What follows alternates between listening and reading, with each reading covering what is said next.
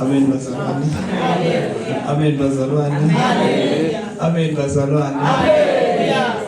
Siyabonga inkosi ukusigcina nokusivikela. Amen. Indleleni zonke sisasuka emakhaya saze saba khona ebukhoneni bakhe. Amen. Amen. Ngizoqala ngicela ukubingelela umfundisi wami. Ngibingelele umama, ngibingelele ubaba, ngibingelele umama, ngibingelele abasha, ngibingelele no Sunday School. Amen. Amen. Ngizoqala nje ngenhlambuluko. Ngiye sabambezeleka namhlanje. Bese bengisendleleni kukhona lapho engeke ngavuka ngaya khona. So mase ngibuya impela ngabe sengiready vele sengigqoke ngisho ukugqoka ngoba bengithi ngiyangena nje bese ngiyaphuma, so ngabambezeleka. Ngisacela abazalwane bengixolele. Amen. Amen. Ngiyabonga kakhulu ke inkosi ukuthi namhlanje ingikhethile ukuthi ngidlulise umlayezo. Amen bazalwane. Haleluya.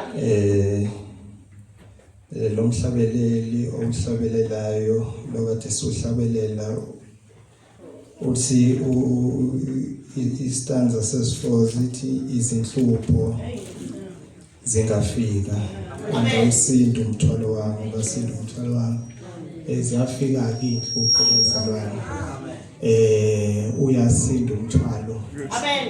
Kodwa into ekumele siyazi ukuthi umthwalo lo yakusiwo wethu. Amen. Haleluya. Ukuyikrekhisa amakhanda siyakwenza, kodwa sinayo ummeli, sinayo umphathi osithwalela ijobe. Amen bazalwane.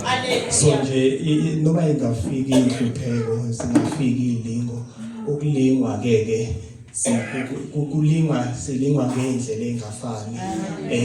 Kukhona nezilingo ezinkulu kakhulu ezipersonal zabantu abathembayo abemndeni. Amen bazalwane. Kodwa nje bakuvukela abantu uze usho ukuthi hawu sekwenzakalani manje. Amen bazalwane. Kodwa noma zingafika noma ziphi inhlobo zeinhlupheko, kodwa ukhona yena. Amen bazalwane. Amen. Ithi nokho sengiphathwa isandla somalusi inkosi. Ilesi sandla lesi bazalwane yiso lesikuthiwa sigcinwa kuso esandleni, yiso lesomusa. Amen bazalwane. Amen. Siyagcinwa kulesi sandla. Amen bazalwane. Amen. Sikuvumele umelusi ke ngoba ethi umalusi unguDavid wathi umalusi wami. Amen bazalwane.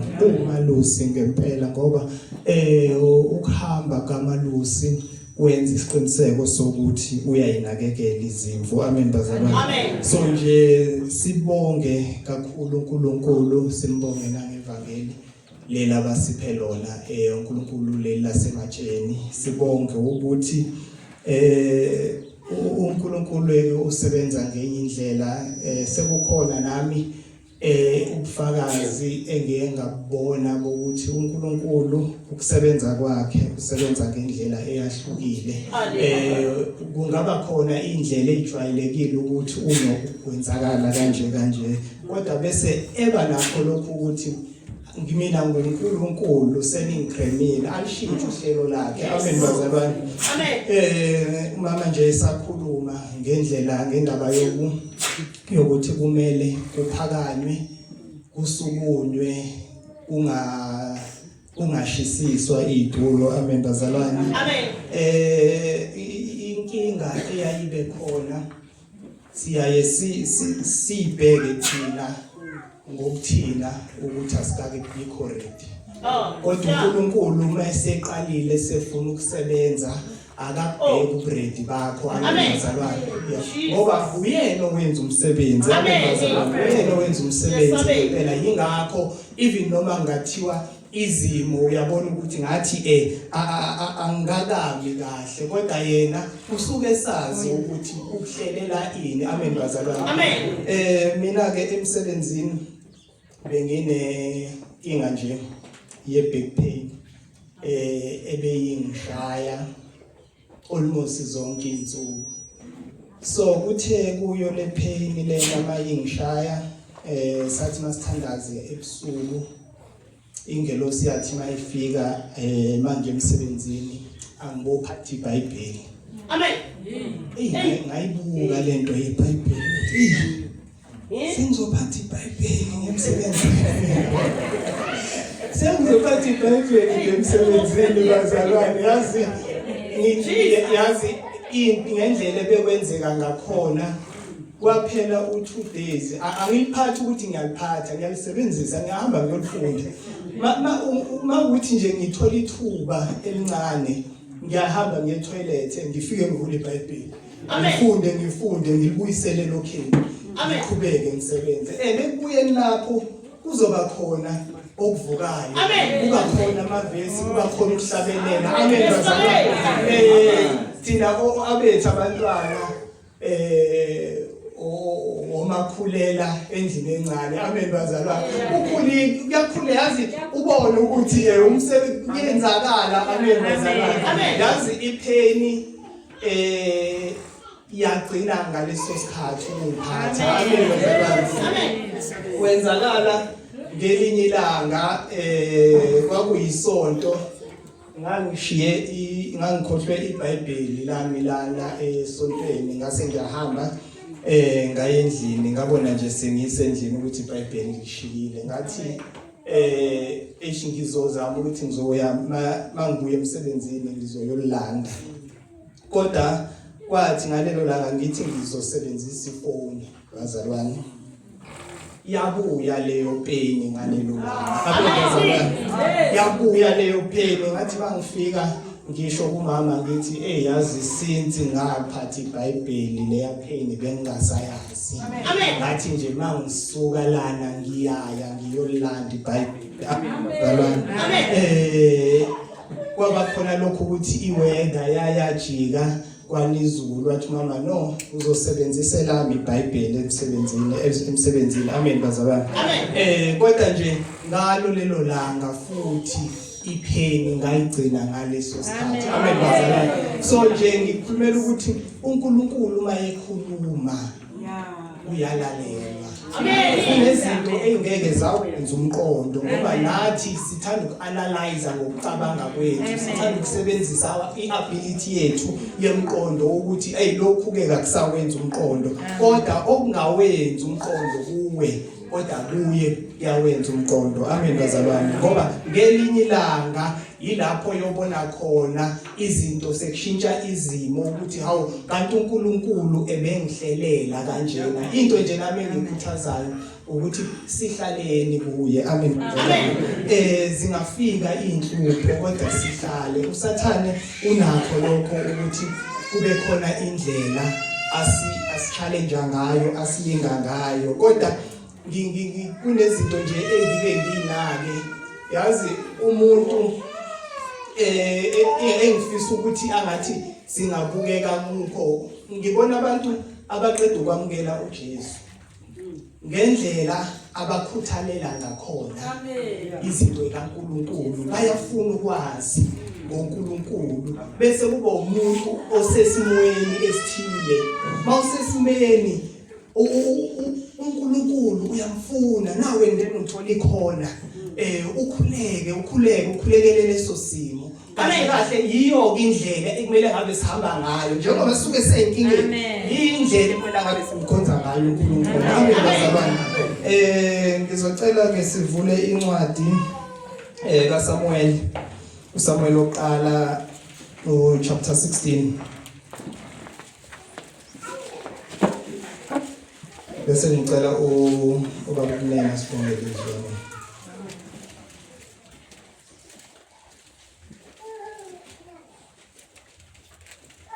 First Samuel chapter 16.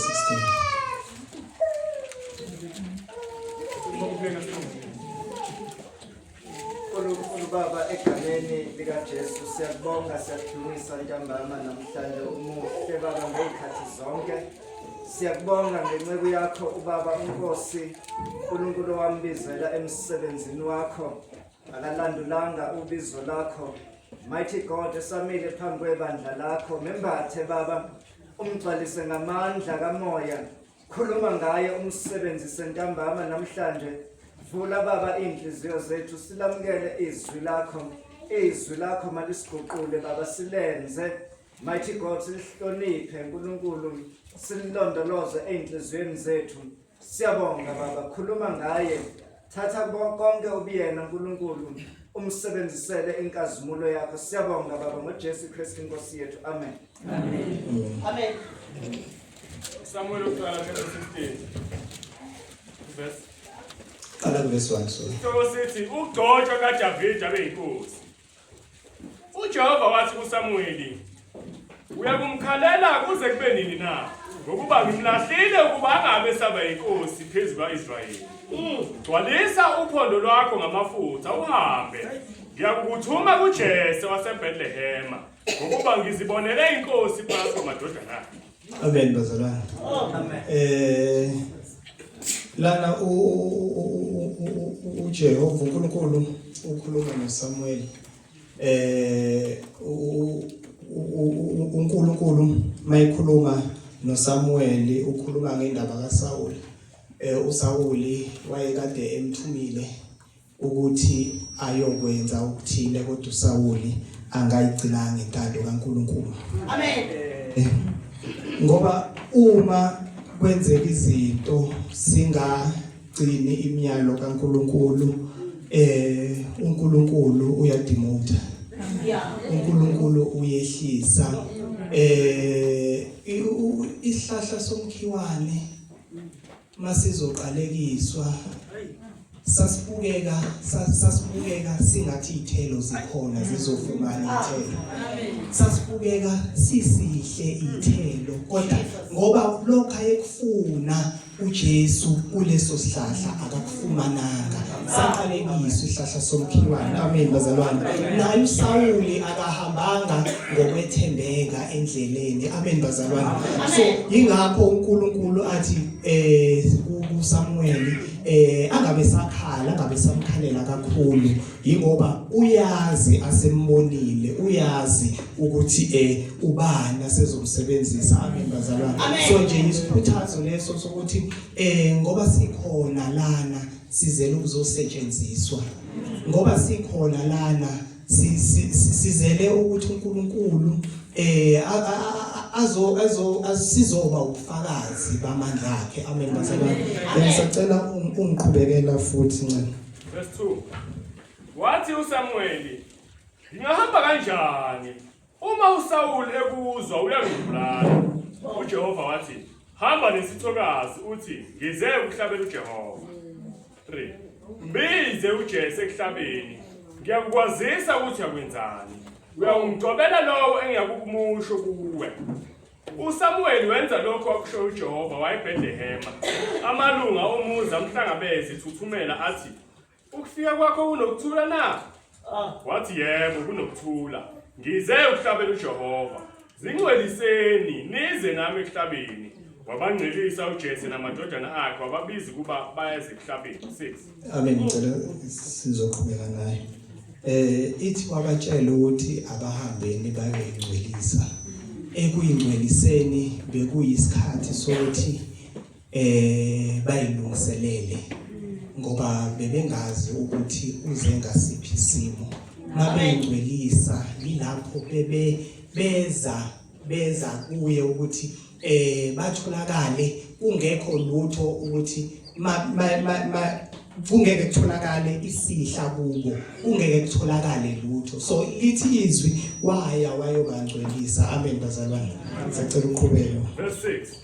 Wathi sebefikile wabheka uEliyabe wathi, impela ogcotshiweyo kaJehova uphambi kwakhe. Kepha uJehova wathi kuSamuel, ungabheki isimo sakhe nobude bomzimba wakhe, ngokuba ngimalile lokhu uJehova engabukisi komuntu. Umuntu ubheka okusemehlweni, kepha uJehova ubheka okusenhliziyweni. Amen bazalwane. Into ayenza uSamuel wayebheka ongazathi uyathembisa emehlweni akhe ukuthi ngaba uye lona omkhethwa kaNkulunkulu. Kodwa uJehova uthi mayisesho ukuthi ungabheki ukubukeka kwakhe. Ungabheki ubude ba, ungabheki izinto eziphysical ngoba uNkulunkulu akahleyoli okwangaphandle. Amen bazalwane. uNkulunkulu uhlola ngaphakathi, uhlola inhliziyo. Amen bazalwane. Yingakho nanoma kuthiwa ufuna ukubusisa mezokunikeza umuntu ozohlalisana naye, akakuniki umuntu ongathi uyamphictura wena ngoba masingabantu sithi masikhula singaka-understand ukuthi uNkulunkulu uba nomuntu akuhlelela yena ukuthi lona kuyoba umuntu engikunikeza yena. Kodwa mawubheka ungakusesemhlabeni usayibhekela uyayibheke ngokuthanda kwakho. Amen bazalwane. Kodwa uNkulunkulu mayebheka akabheki isimo sangaphandle ngoba isimo sangaphandle siyadeceive. Kukhona umuntu ebukeka ethembekile njengendlela lena ithi ibukeka inhle, iyadeceive ngoba siyibona ngazathi inhle phambi kwamehlethu kodwa isiphetho sayo ayiphethi kahle ngoba into ebukeka inhle oyibheka ngaleso sikhathi ukuthi imphumela yakhona akubi kuhle. USathane mayezoletha izinto zakhe uyiletha zikhavarwe ngebhokisi kuhle, ukuletha kupleasant emehlweni ukuthi nakhona ukufika kwakhona kufika ngendlela engathi kuyashesha. Into ekaNkulunkulu awulali namhlanje kuvuke kusasa sekukuhle. Amen. Ngoba akuthatha usuku ukuhlala kuye. Mayethi to seek the kingdom awulali namhlanje kusasa uvuke sewuyisikile ikingdom kaNkulunkulu. It's an ongoing process ngoba uNkulunkulu ufuna abantu that are imperfect so that uzoba perfect. uNkulunkulu akasebenzi ngama ready made, akasebenzi ngeinstant ukuthi lana sekuright. uNkulunkulu mayethi uyawuqala umsebenzi ingoba vele usuke ufuna ukufeza ngeke abonakala amandla akhe if kungathiwa sitholwa sekuright kodwa umsebenzi uqalwa uye. Amen bazalwane. Ngisacela uqhubeke futhi inceku wehlelayo. Bese uJese wayesebiza uNadaba wamdlulisa phambi kaSamuel wathi nalona uJehova kamkhethanga. uJese wayesedlulisa uShama wathi nalona uJehova kamkhethanga. uJese wadlulisa isikhombisa kumadodana akhe phambi kaSamuel. uSamuel wathi kuJese uJehova kawakhethanga nalawo. 11 uSamuel wathi kuJese sebephelile abafana na. wathi kusasele omncane bheka uyalusa izimvu. uSamuel wathi kuJese thumela umlandi ngokuba asikubuya engakafiki lapho. Amen bazalwane. Ekuhleleni kokuzokhethwa umuntu ozophatha abantwana bakaIsrayeli kwathathwa uJese wasondeza laba abantu ayisebonile ukuthi bangathi sebekhulile sebengakhona ukuthi bayenze izinto kodwa kutholakala ukuthi ukusebenza kaNkulunkulu yena akasebenzanga ngendlela akade becabanga ngakhona ngoba ngiyacabanga ukuthi umuntu owelusayo inkomo mawuyolusa akwenzeki ukuthi uyolusa ugqoke mhlambe isudi ugqoke ikhemboboze uyolusa ngoba ekwaluseni kuba khona nalapho noma ngathi wakufika isikhathi sokuthi ukhathele ufuna ukuhlala phansi ayikho indlela engathi yokuhleleka yokuhlala phansi uyalalela ngendlela olala ngakhona ngoba usekuluseni. Amen bazalwane. So indlela uDavide aye ngakhona ukwenza ukuthi umsebenzi nomnyaka yakhe ungabe umuntu ofikayo emqondweni kuba kwakho ukuthi kungenzeka ukuthi uNkulunkulu ukhethe yena. Amen bazalwane. Ngisacela uqhubeke. Verse 12 wathumela wamngenisa wayebomvana enamehlo amahle emuhle ngokubukwa. uJehova wathi suka umgcobe ngokuba lona nguye. 13 uSamuel wayesethatha uphondo lwamafutha wamgcoba phakathi kwabafowabo. umoya kaJehova wehlela phezu kaDavide ngamandla kusukela kulolo suku kuya phambili wayesesuka uSamuel wayirama. Amen bazalwane. Lithi izwi bamgcoba ngamafutha amandla kaNkulunkulu. Amen. Uyabona ukuthi ebe umuntu okade edelelekile ebukeka emncane kodwa uNkulunkulu wamgcwalisa ngamandla. Yingakho ekuqhubekeni mawuqhubeka nayo incwadi leka Samuel ubese usewubona lapho uDavide khona esebhekene noGoliath. Ngoba uGoliath ebe umuntu owondlekile.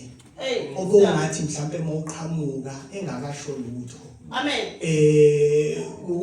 Ubaleke ngoba kukhona nezinye izinto ezike zenzakale bengike ngibuke mina bake bangibambe kakhulu inkunzi ngisakhula bese ngazathi nje noma umuntu eyidlulele ungavela uthe ungulimazi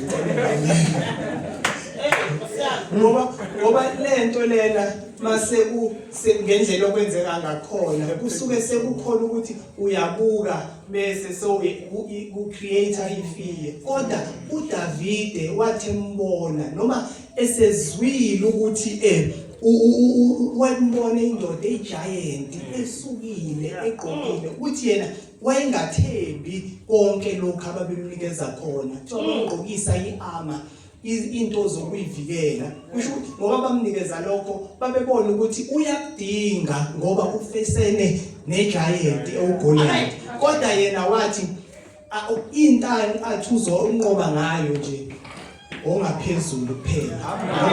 Uthi nje uyikho konke noma ngathiwa kwenzakalani bazalwane konke sikunikeleni kuNkulunkulu. uNkulunkulu uyena owasibumba, uNkulunkulu uyena owasazi. Yingakho kumele we always sisarende zonke izinto zethu kuNkulunkulu. Amen bazalwane. Sekuyele ekutheni izinto uNkulunkulu angazathi ihlezi zingena ekucabangeni kwethu. uNkulunkulu usuke efaka khona lokho ukuthi kube khona umuzwa ukuthi yazi enkonzweni ngobumama kaDesho ngathi ngingenza lokhu enkonzweni ngathi ngingenza lokhu ngoba ukuba khona kusuke kukhona into uNkulunkulu ekhona azoyisebenzisa. Asimfuneni bazalwane esenokutholakala ngoba akukuphenduka ngale kwethuna. Lendoda eyayicebile yathi seyisha ibe ingasakhaleli bona ithi kodwa ngihambe ngiyotshela abomndeni wami ukuthi hey awuphenduka ngale kwethuna akusekho bazalwane. Kuyoba kuhlungu sesizilile kangaka ukudla sincisha sekukuningi kuyizinto esihlukane nazo ngalesa sikhathi ebeyivukeka ngazathi zinhle zinzuzo kithi. Amen bazalwane. Sesiyekile konke kodwa ekugcineni kube khona izinto ezincane ezisibambayo bazalwane ngoba uNkulunkulu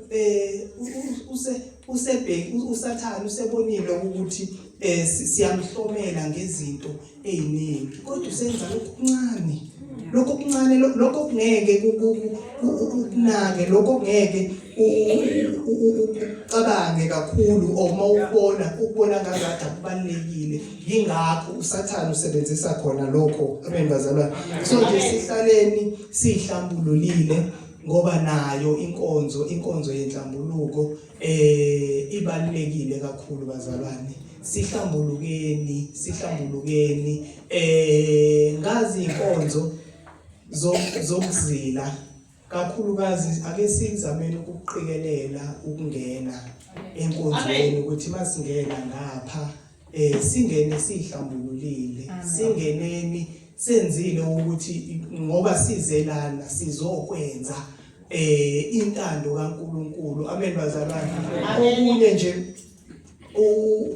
uNkulunkulu akakufaka kimi ayangifundisa khona ukuthi isikhathi esiningi sinakho ukuthi siyawuqhumba umbuso kaSathane ngokukhuleka especially ebusuku. Kodwa indumiso akukho lapho esingake sithi khona namhlanje ake kudunyisweni. Kuthiwa nje namhlanje usuku lendunyiso singakhasti demoni singenzile utho ngoba hayi ukuthi indumiso iyasebenza. Ukusila bamdumisa uNkulunkulu. Ekumdumiseni kwabo uNkulunkulu kwenzeka izinto kwaqaqeka ibona. Kusho ukuthi kukhona izinto esihlezi siyikhasta out ngofire kodwa zifuna indumiso. Amen. Indumiso kube nje u2 hours wodwa. Amen. Kudunyiswe ebusuku ngo12 ke kudunyiswe nje kuphela kuthulwe kuhlatshelelwe kwenze ukhona uNkulunkulu into azoyenza bazalwane.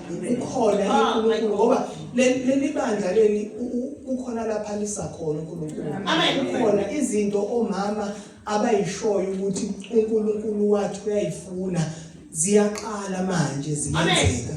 Kodwa makuwukuthi asikhona ukulwisa leminye imimoya izinto zizodileya. Izinto zingoba abantu manje bayamfuna uNkulunkulu, abantu bayamfuna, abantu bayagula bashonele ezibhedlela sekugcwele imimoya eminingi eyahlukene, kugcwele imimoya eminingi. Ekuqaleni umuntu maye esibhedlela bekuba khona ithemba lokuthi uyobuya.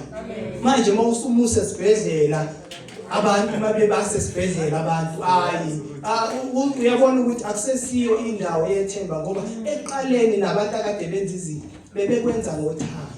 Amen. Bekukhona uthando, bekukhona i-calling ngoba uNkulunkulu ebekhona ukumbiza umuntu abe iphoyisa. Iphoyisa elibiziwe noma kungathiwani, makuthiwa nanti intshontsho alithathi intshontsho ngoba ubizo lukwenza ukuthi yonke into oyibonayo ephuma eceleni ubone ukuthi no, for mina akusikho kwami lokho abazalwane. So nje uNkulunkulu uthembakele kakhulu empilweni zethu, sihlale kuye nokuba meva siwanyathela. Kodwa lapho sihamba ngeyakhe intando asiwanaki bazalwane. Amen. Akhona abekiwe ameva kodwa nje asiwanaki konke asikunikeleni kuye. uNkulunkulu khona uyaphila.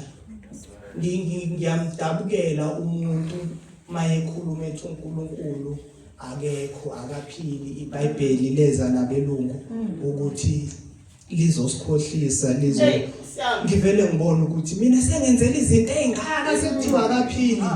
Bazalwane mina lapho sengikhiphe khona izinto angenzele zona uNkulunkulu ngibona ukuthi yabona la amandla akhe kodwa bese kuthiwa akaphili. Ngeke ngibe nalokho ukuthi I wish umuntu ngake ngimboleka impilo yami kusukela emuva kancane akabone nje amandla kaNkulunkulu.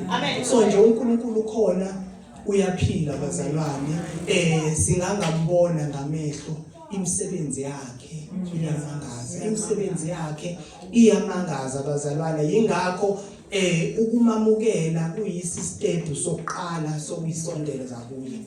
Lapho ukwamukela uJesu istep sokuqala sokuthi